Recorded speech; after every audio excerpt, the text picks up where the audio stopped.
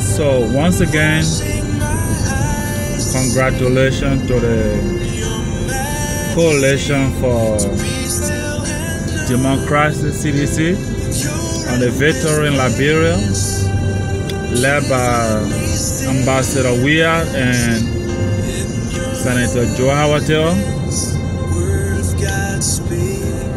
I'm a partisan, even though my name is not written down in CDC book.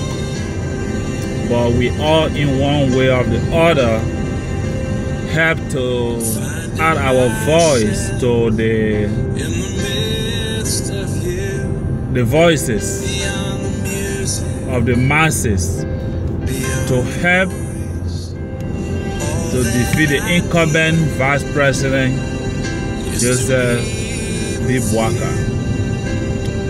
But my point here about this video is that it's a simple message to CDC and leadership.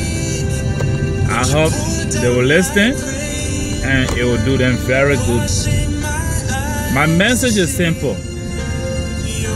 The change of government that we ask for as Liberian, it was not a change of a person or a change of people. The change of government we asked for was change of policy, change of direction. So, the policy of the unity-led government of 12 years that made Liberia dollars to become almost worthless.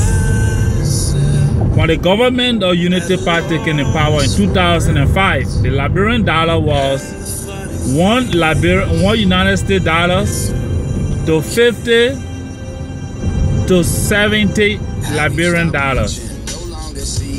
But as this Unity Party led government leave power after 12 years, the Liberian dollar is one United States dollars to 120 Liberian dollars to 130 Liberian dollars.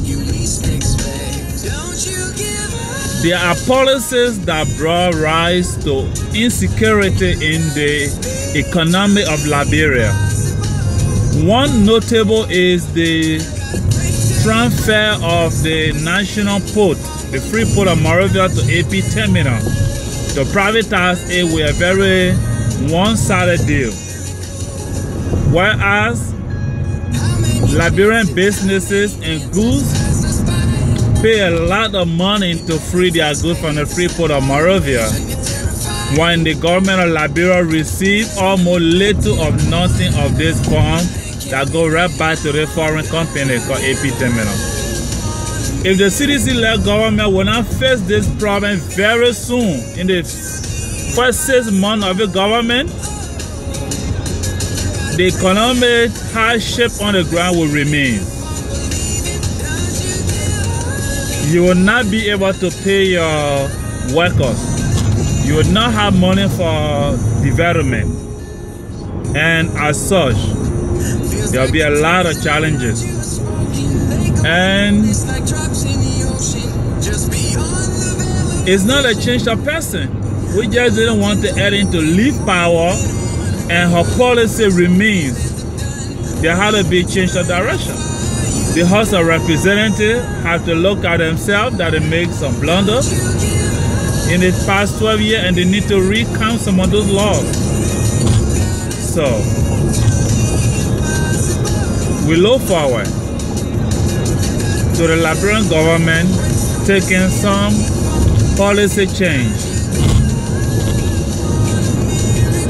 some decree, some executive order, so that things can begin to go in the right direction. There are a lot of stuff. One company or group being the only people to impose certain I'm Tom Carter. Essential commodities to Liberia or building material, all those things need to be visited. If we can change those things, if we can change policy,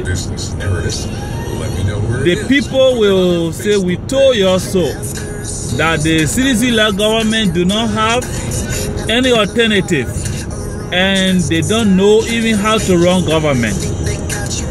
So you got any advice? There are a lot of sound Liberians around the world, and even Liberia, that y'all can ask. But y'all sit there and only fill your pocket and y'all take a good salary. The oil that prop up any government is gone. The Liberian people are those that maintain the peace in Liberia since 2003 when disarmament took place. So I know very well it's not an armed war in the country, so Liberia will not rioting. It can be any group of people. The DRC, Congo, Kinshasa, they had a larger UN peacekeeper concentration. They are still fighting war. Liberia had ECOMOS in the 90s and we still forward. So it's not the president of UN that kept peace in Liberia. It was the Liberian people that wanted peace. And they are waited patiently for the government to leave. I was not a fan of the government from the very beginning and never the end of a fan of them after they leave power. But if CDC cannot do something to change some policy or the past government immediately to turn things around, this hardship will remain. And the Liberian people may run out of patience. A word to the wise is enough. God bless you.